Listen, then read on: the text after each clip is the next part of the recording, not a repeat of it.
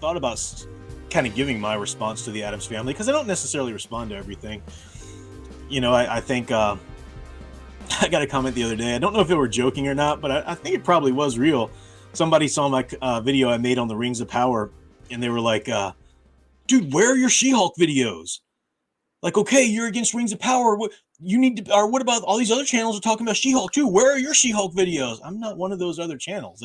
Of course, I loathe everything that even remotely is associated with that garbage She-Hulk series. But I'm not one of those channels that, all right, here's my angry spout up about this. I don't make a channel or a video unless I have something to say. So I did think about something that was interesting, and I'm still kind of thinking it through, but it pertained to the Addams Family, and I was going to make a video about it. But then I thought, well, if I made a video about it, people would see the thumbnail and they'd come to it ultimately thinking it was going to be my take on the Addams Family. So I thought, well, let me go ahead and just get it out of the way first. This is my take on the Addams Family. So I might just cut this part out and make it its own video. The other thing that I wanted, the thing that occurred to me about the Addams Family, and I haven't really had the time to really formulate all of this and think it through. So I'm going to kind of think it through together with you guys, and you can tell me what you think. But it's so sad how we have absolutely lost touch with culture. There are a number of reasons. One reason, of course, is the woke ideologues. The extreme leftist ideology wants to remake our culture, remake our society into a socialist, if not straight up communist society. Used to be you were a conspiracy theorist if you dared say that. No, that's just pretty much a given now. People will even admit that. That's absolutely what they want. And the playbook for that is if you want to fundamentally alter a society, especially into a socialist or communist framework, then you have to go in and destroy their culture first. You can't hang something like socialism or communism over a pre-established culture. You have to destroy that culture. And that's one of the ways they're doing, by going through every IP out there and trying to remake it, fundamentally remake it from the ground up. This is why I have no patience at all for these people who are like, well, I can just see the good stuff in it. I can see the good. What was the good in the Holocaust then? Tell me that. I hate that stupid mindset.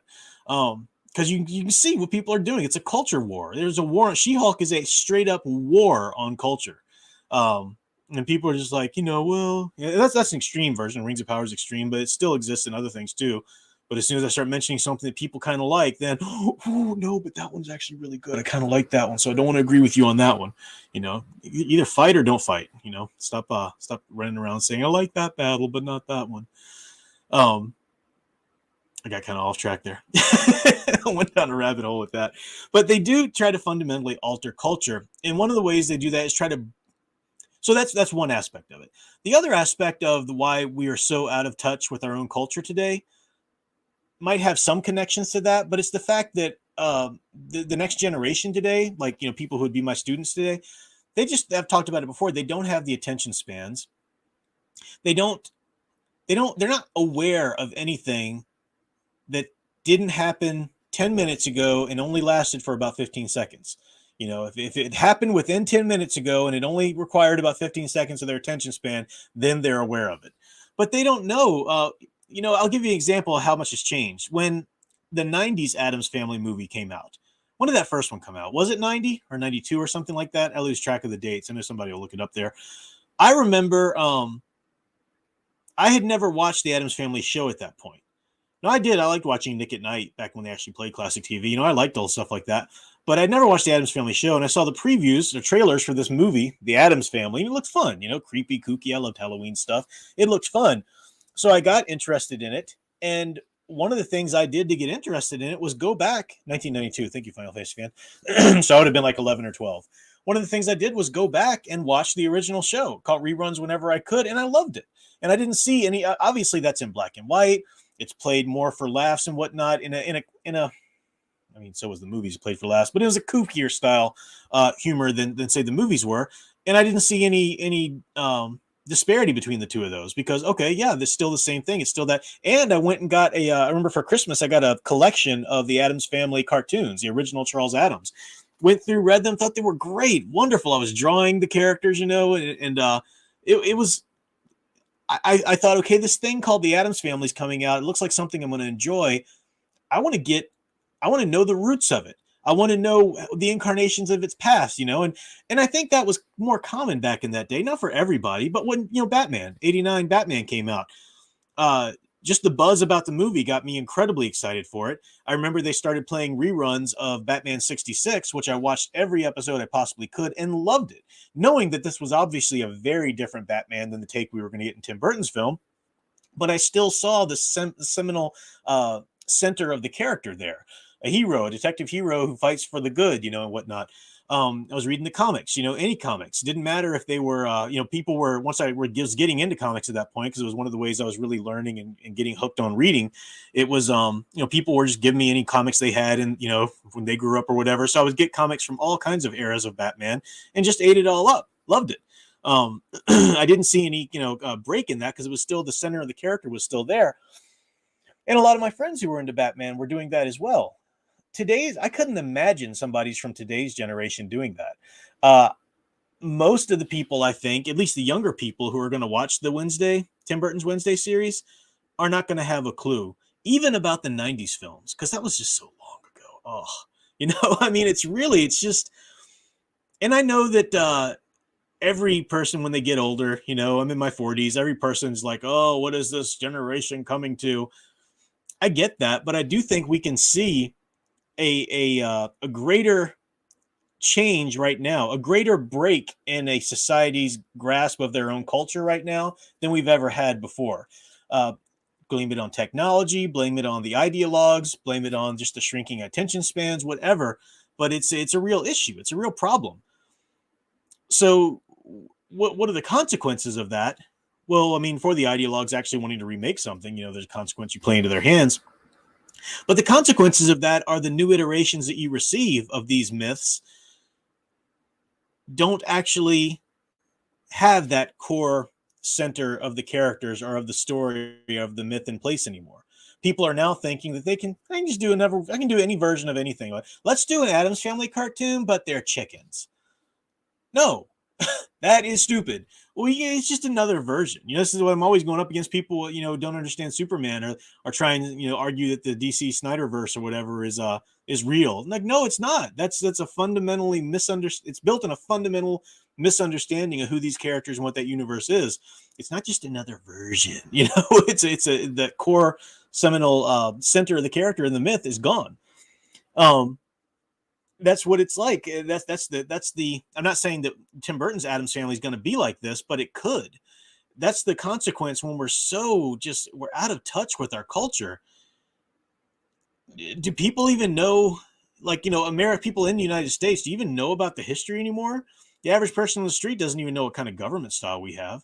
Now, granted, our politicians are drastically trying to change that government style every second of the way. But again, we're just living in such a it's not even about changing. I mean, a lot of different forces in our culture are trying to change it this way or another.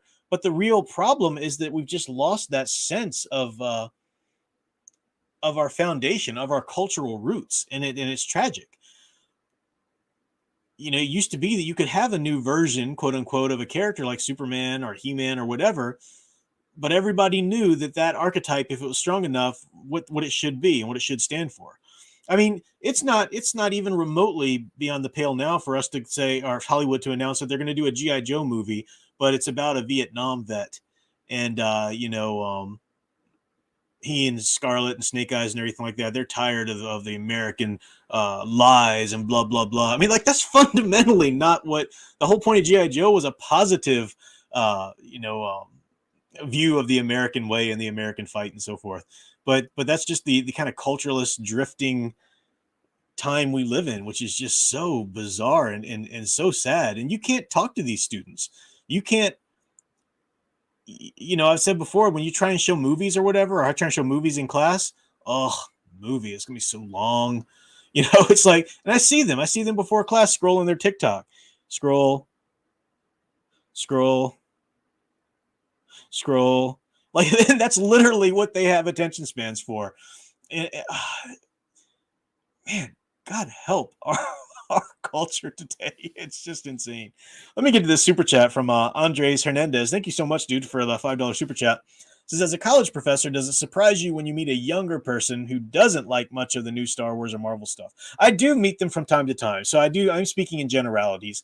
Of course, I know there are exceptions. I've met exceptions, either in my class or on my channel here and whatnot. I know there are exceptions, and that's great.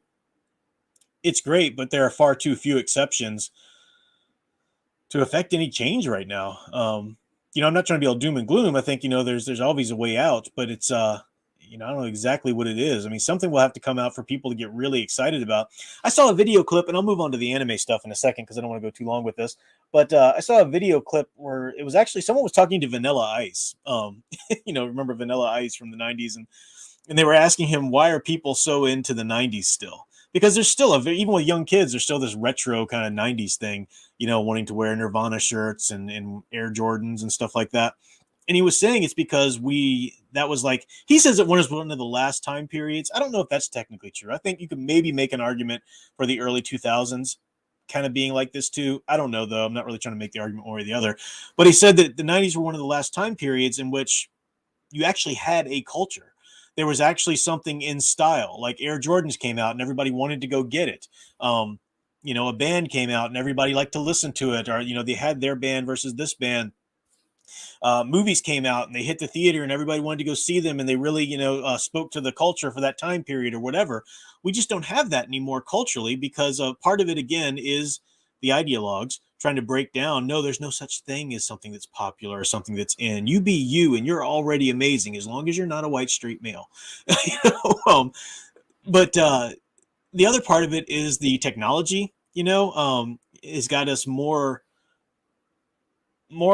segmented and separated, which I say that lightly because I kind of like that aspect to a certain degree as a crazy strong introvert. But we don't have as much bringing us together culturally speaking, unless it's in sort of niche groups. The big tentpole films or series are coming out are more divisive than anything else. We don't have anything, like I'm trying to think, what was probably the last movie to really just kind of sweep, was sort of, really most everybody liked it, and it really just kind of swept the shelves of the stores. Probably the Avengers, probably Marvel's the 2012 The Avengers, I would imagine. Maybe there's something I'm missing, but I don't think there's been anything like that since then, that's 10 years ago, crazy to think that's 10 years ago. It's crazy.